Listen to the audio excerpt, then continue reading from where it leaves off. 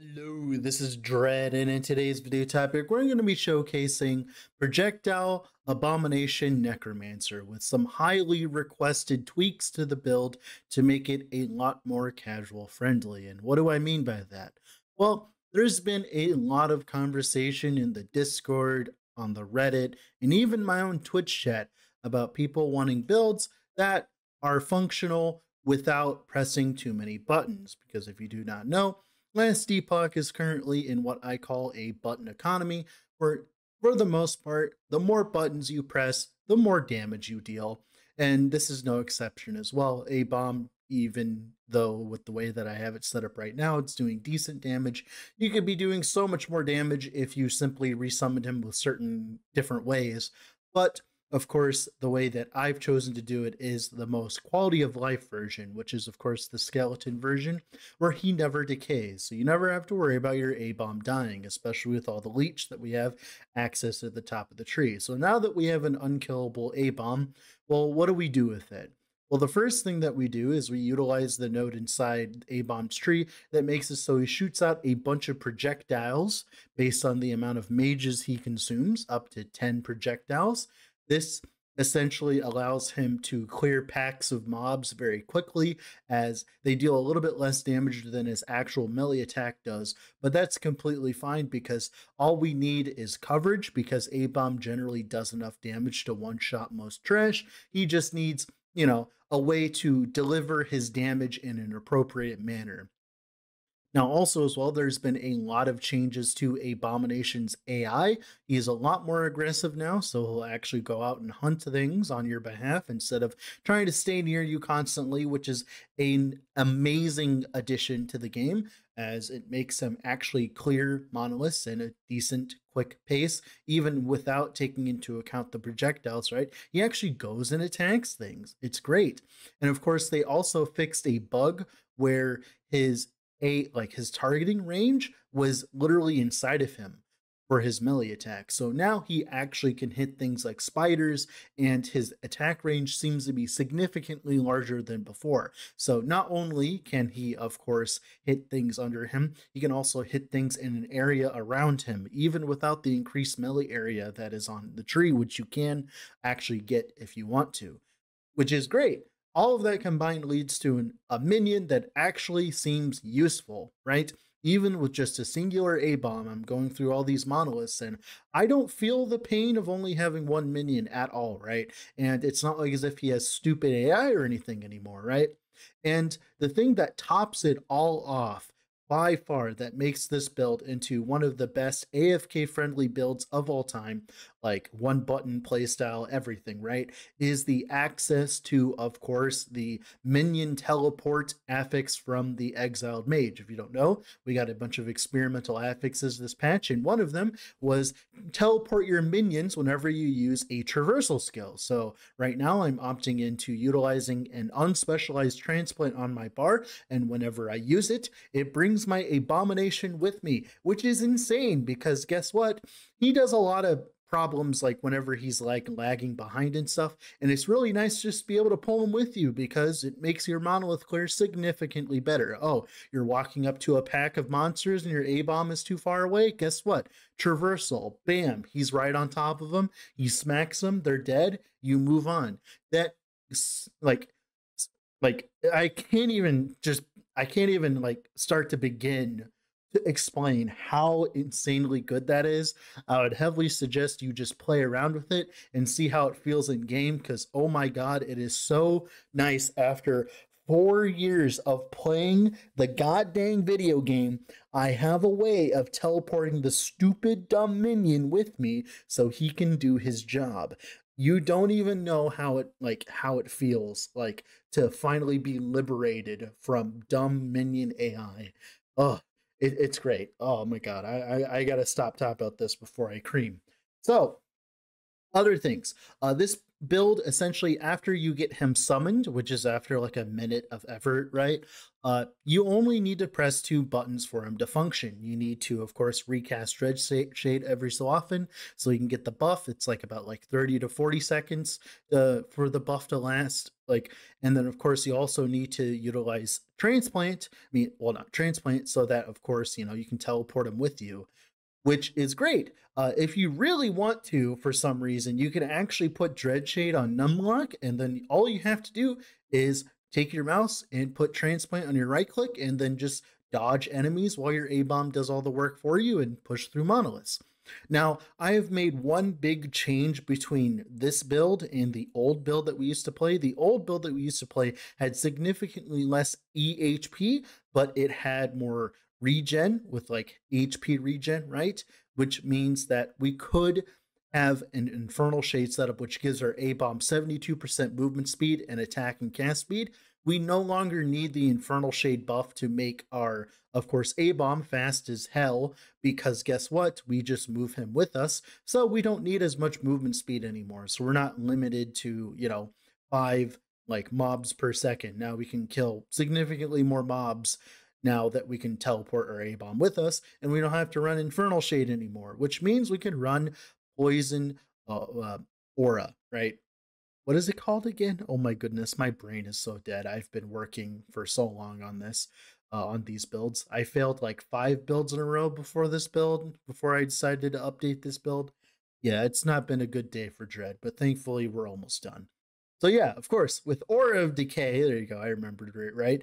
We can utilize the node that gives us 8% of our missing health as healing per second, and then we can scale that with healing effectiveness on our gear to make it so we can gain about like a third to about half of our HP missing per second, which makes us very tanky, and it's very passive sustain, right? You don't have to press rip blood or anything like that. You just simply run around the monoliths, you take a hit, guess what? You're back to full very quickly, and it means that it enhances the hands-off playstyle significantly more. So if you are a person that is looking for a build, well, nope, you don't have to search no longer. Now, let's go in game and talk about some more things about the build, right, in more detail.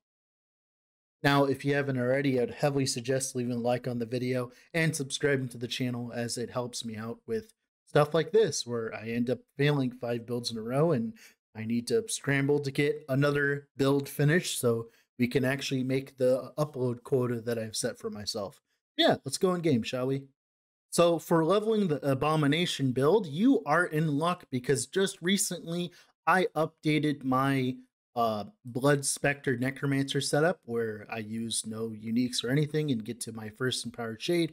And this is very SSF friendly. You can take this build and push it all the way to the point where you can respecialize into Abomination, very lickety split. And I go over that entire process of leveling a Necromancer in this video, so I'd heavily suggest playing this build until you can swap into Abomination. That's going to be the leveling for this build specifically. It's just simply play this until you get access to Abomination, and then respec eventually when you feel like as though you're ready.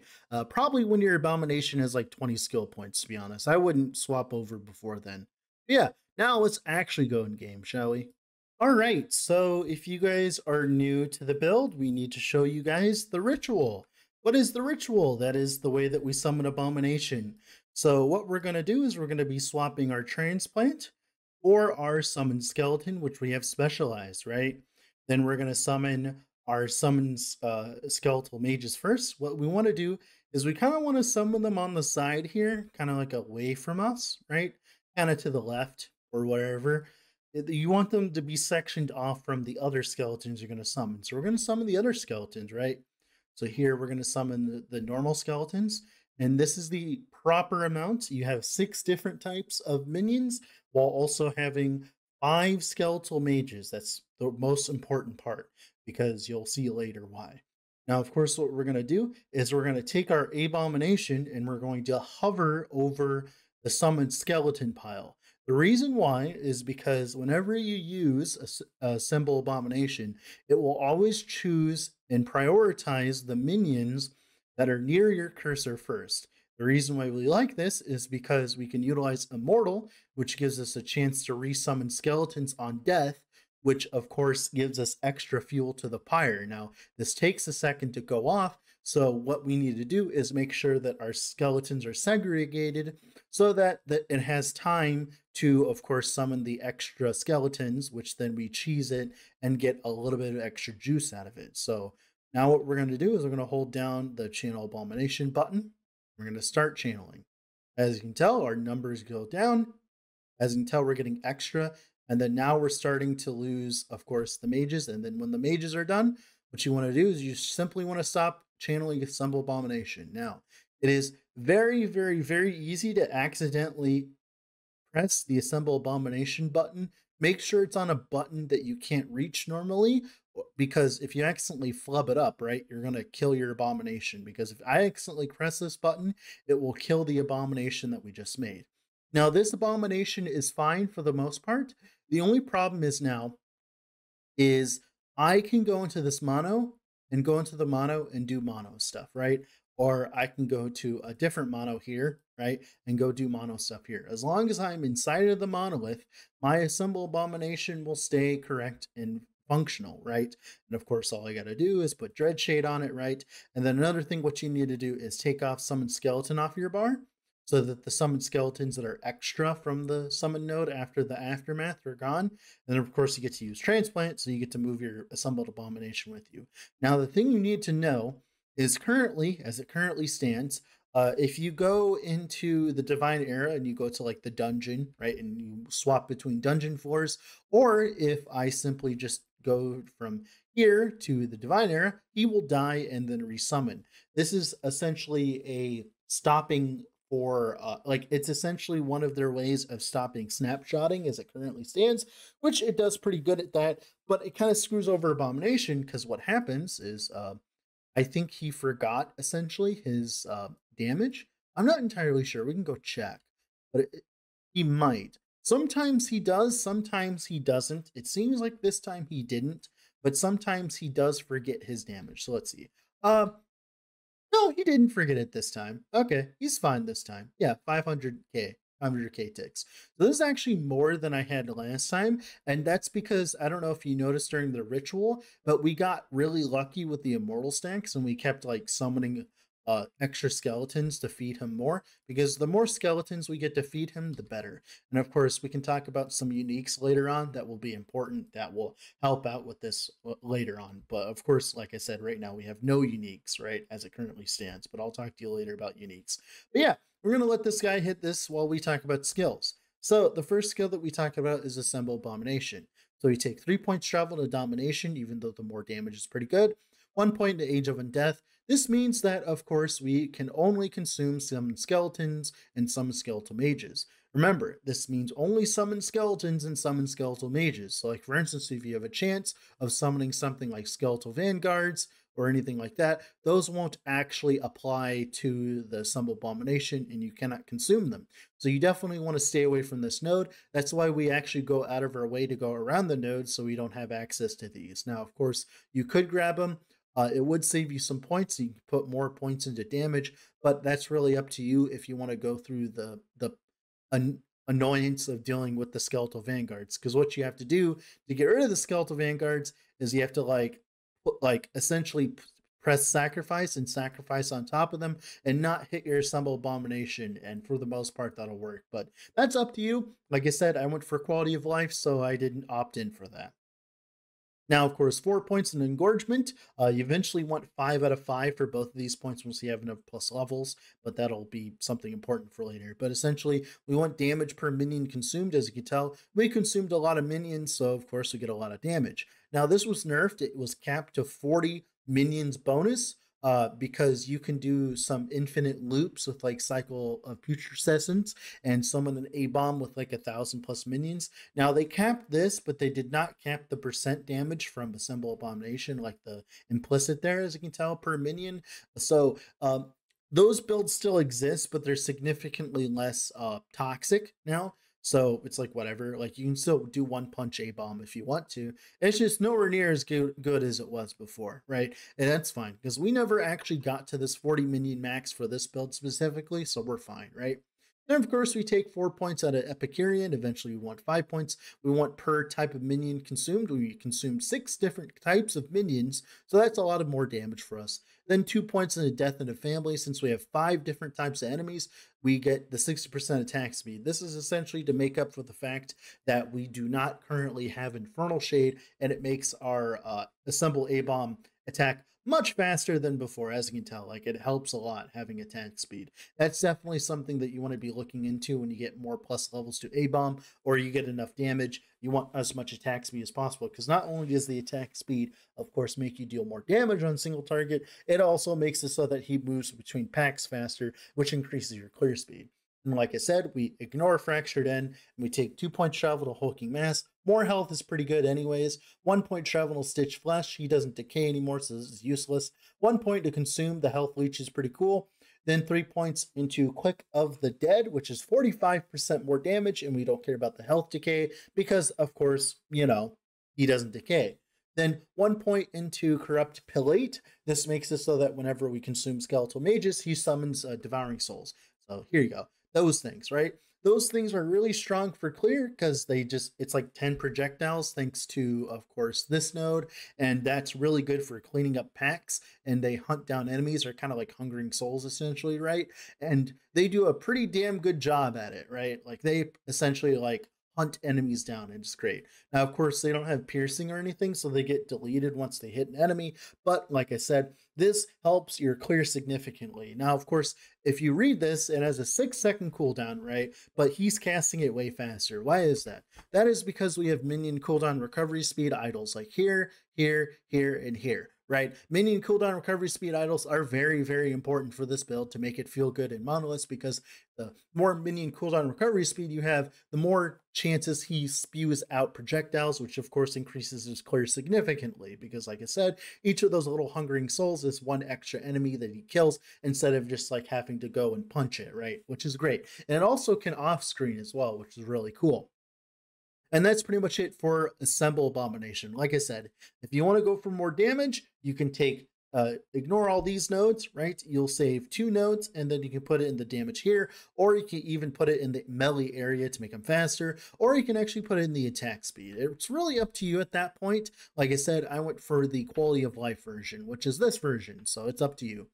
Then, of course, Aura of Decay. All we care about is, of course, Absence of Life. 4 points into Inoculation to take less damage. The Poison Rest, so we take less damage from poison. And then the rest of the tree doesn't really necessarily matter. So we can look over here. We have 465% healing effectiveness. What does that mean?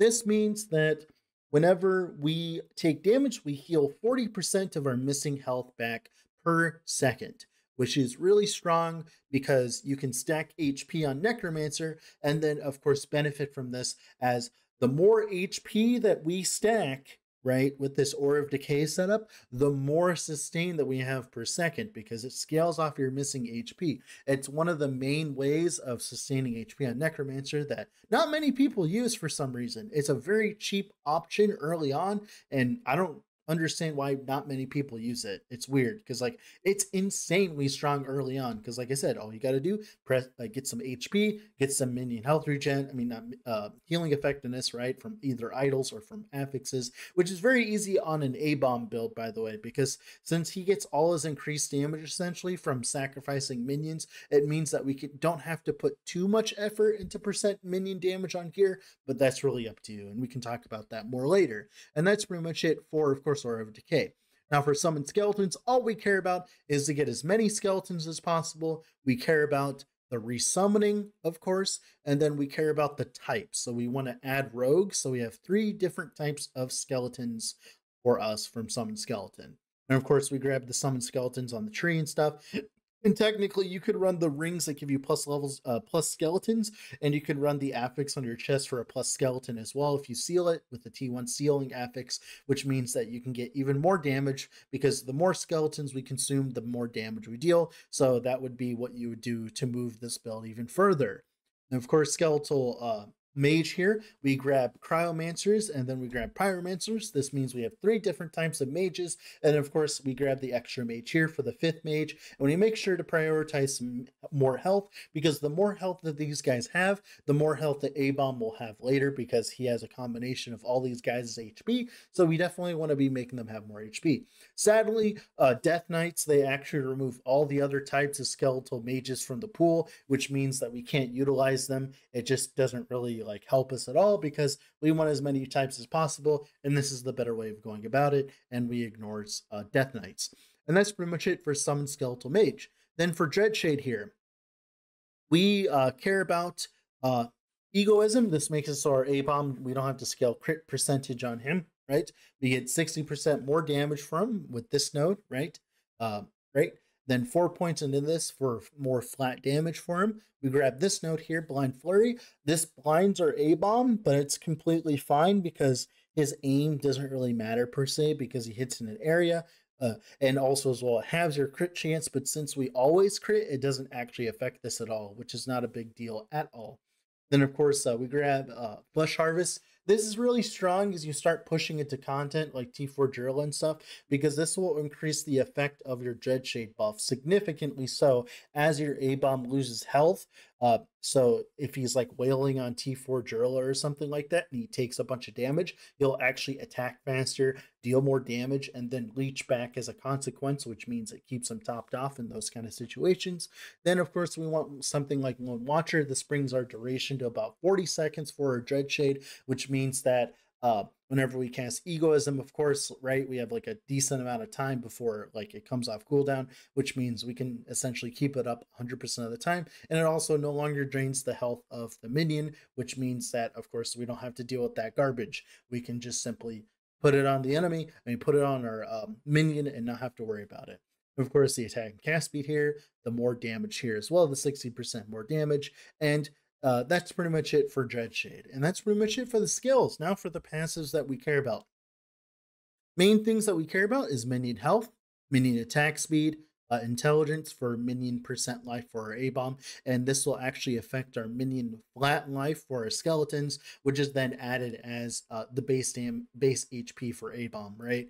Then of course 10 points here, so you can get Aura of Decay. Getting Aura of Decay is very important as it keeps us alive, right? Then of course Necromancer here, mainly the attack and cast speed is very important. Getting the extra skeletons is very important. Getting the armor shred chance is very important as it gives us a lot of extra damage. Then of course getting the extra skeletons, right? Getting the flat damage here is really good. This flat plus this flat makes our Abom hits like a truck. Then eventually 5 points in the frantic summons is great.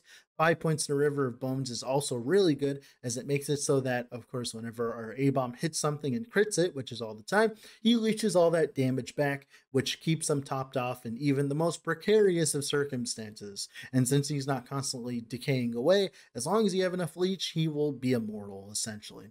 And of course, eventually 10 points in Blades of Forlorn for minion critical strike multiplier. One of the upgrades to this build is to eventually upgrade it into a death rattle, and on top of this, we'll give our Abom a good enough crit multi. Then of course, the plus extra thing here. You could technically go for Veins of Malice for the haste and frenzy, but that's really up to you at this point. And that's pretty much it for the passive tree. Now let's talk about gearing. Like I said, in this version, I'm going to showcase no uniques real quick and talk about like what we focus on when we don't want uniques. And then what I'm going to do is I'm going to go on my stash and I'm going to talk about obvious upgrades for the build, so you're not completely lost for ideas for upgrades. So for the helmet here, HP, we just want as much HP as possible. Getting some endurance is nice. Like I said, the vitality is great. What's really cool though is, of course, the area skill for minions. That's actually really good for Abom because that increases the base area of course, his basic attack, which is good for us as it makes it so that, you know, he actually hits things. So this is definitely a good minion helmet for him. Amulet here, healing effectiveness, minion percent damage. This is essentially worthless because like the minion damage percentage, because it's like equivalent to like 2 minion sacrifice for him. Although getting as much damage as possible is always good, right? And of course HP, resistance, right? Our scepter here, it's got the percent minion damage on it, then minion physical and minion spell damage. Of course, you could do with any weapon whatsoever. There's going to be a unique weapon I'm going to talk about in a moment here that'll be much better than this. Then, of course, the chest here. Eventually, you want that sealed T1 Maximum Skeleton on a chest like this, and you'd be golden for all time. That minion health is really good at keeping our Abom alive, and of course, we want as much HP as possible ourselves so that we don't die, which is great. Like I said, AOD gets the better and better and better the more HP that we get. So we want to focus on getting as much HP as possible. So what we do is we cap our resistances, and then we just stack on that HP, right? Of course, on the shield here, HP, healing effectiveness, right, for AOD, and a little bit of block chance and stuff. You don't technically need this. You can go for minion health here, so you can actually fix a prefix here or there. And you can also go for resistance, since that reduced damage taken on block. It is a defensive layer, but it's not a very important defensive layer. We just care about it being a shield because it gives us healing effectiveness, which is the most important part of the build because it keeps us alive, right? First ring here, healing effectiveness, HP, res, and of course this could be on a turquoise ring. You want to eventually have that on that because that can give you like 35% minion crit multi, which is a lot of extra damage for a bomb. Belt here, HP, and then of course minion health, minion damage would be your preferred prefixes, although the cleanse is really strong as well because we don't really care about the mana regen because we're not actually casting things much. Then for the other ring, healing effect, minion damage, endurance. Make sure to cap your endurance on this build because what it does is it makes it so that, of course, we're stacking all this damage and AOD goes all the way down here. It makes it much harder for the enemy to get you down even further. And then AOD gets the better and better and better as you go down in HP because it heals more and more HP, the more down in HP you are, right? So having that endurance cap makes you feel so much tankier. Trust me, you want to cap your endurance. And then, like I said, on turquoise rings here, HP, minion health. This isn't like too specifically important, right? Like I said, we have a bunch of minion health. Our A-bomb's immortal as it is, for the most part for the content we're doing. Of course, I don't have intelligence there, right?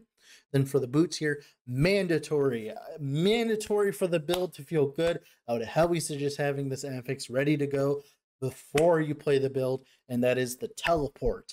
The teleport is so unbelievably strong. It is so good. Trust me, get the teleport. It feels amazing. Okay, I'm just hammering it in. And of course, the rest of the boots like HP. But if you get like a white pair of boots with movement speed and the minion teleport, it's better than any other boots on the planet because of how strong the minion teleport affix is. And of course, it comes with minion damage too. Even tier 1 works. It doesn't matter what tier you get though. You just care about the one minion teleport. So it comes with us, right? And of course, for the relic here, this relic is really expensive. You don't actually need this relic. You don't need +3 to Abomination. I would just aim for +2 Abomination, Intelligence, and then the res and all that. I kind of went a little bit overboard with this relic, but of course, like I said, all you would do is just like take 1 point out of any of these nodes and be fine. Like take a point out of this node or whatever, right? I'll probably take a node out of this one, but we can talk about plus levels in a moment here. And of course, for idols, minion cooldown recovery speed for most of them, right? Because you want him to actually cast his abilities in a decent time frame. Goes from 5 seconds to like 2.5 seconds or something like that, right? And of course, the rest can be healing effectiveness resistance idols. Now, of course, you can also run healing effectiveness acolyte idols as well if you can have room for that, but I usually just shove in resistance idols. And that's pretty much it for the basic version of the build. For blessings, like I said, you want like crit avoid, armor. Here you can go for health regen eventually because you want to start working towards improving into the Vessel of Strife setup. So getting that health regen early on is great. So you can swap into that. And of course here you can get void res as well, which will make your build feel a lot better. And that's pretty much it for blessings. Now let's talk about uniques that we can use. So the first unique that we can use is, let me find it here. I gotta find it. I'm sorry. One moment here. Where is it? Yeah, Xenothia's Dying Breath. This would be really good in your main hand. We don't really care about the damage from our main hand because our our dude does well enough. So what we would do is use Synatheus, the Synatheus set, the shield, and of course the weapon. That would give us +2 to Abom, which would give us more damage here, because percent damage doesn't matter too much because he gets a plenty as it is. And the thing that affects his damage the most is getting plus levels. So getting Synatheus is like the most important thing essentially, right? And then getting the shield as well. The shield for Synatheus is very important as well, as that of course makes it so we have even more chance to resummon skeletons on death, which would then give us even more skeletons for the fuel for the fire, right? So Synatheus, one of the first upgrades. Another upgrade, if I'm not mistaken, I believe this still gives us plus levels. So Abom is physical, minion, channeled, and intelligence. I don't know if they'll change this in the future, but right now you can actually put this on and get an extra level. So getting a Thorn Slinger with HP on it would be insanely strong, as like I said, getting the extra plus level is really good, right? Because the more levels, the better. And that's pretty much it for, I think, those uniques specifically. Other uniques is a Death Rattle. So Death Rattle is really strong. You can get up to 100% minion critical strike multiplier. We don't really care about the minions take increased damage because our Abom is tanky enough as it is. He can take the bump. If we can get a really good LP one with like healing effect and like some HP on it, a Death Rattle with that would be great, because right now one of the only stats that are keeping us from pushing our damage further is minion critical strike multiplier. So getting as much as possible would be great with like a Death Rattle and double turquoise rings, right? And another unique that we can use eventually is, of course, a Titan Heart with LP and with HP on it. We can get significantly more HP than our current chest if we just simply have a Titan Heart with even more HP. And I think that's pretty much it for uniques. That's all we kind of really care about. Uh, I'm trying to think off the top of my head if there's anything else. I don't believe that there's anything else you really care about. Like, those are the main things you care about, and that's like it for the build. Oh, also, you could technically get LP Hollow Fingers with mini critical strike multiplier there for extra skeletons like this, and slam one of these rings on it. Actually, this is a really good candidate. You want something like this, so you can, of course, grab some affixes from your ring and then get that plus level skeleton while also getting that minion crit multi, which would increase your damage significantly on the A-bomb. So yeah, that's the last unique I would look for essentially. And then after this, the only thing that you could do is playing a vessel build, which I believe that I'm going to have a video talking about how to make a vessel setup eventually for any build.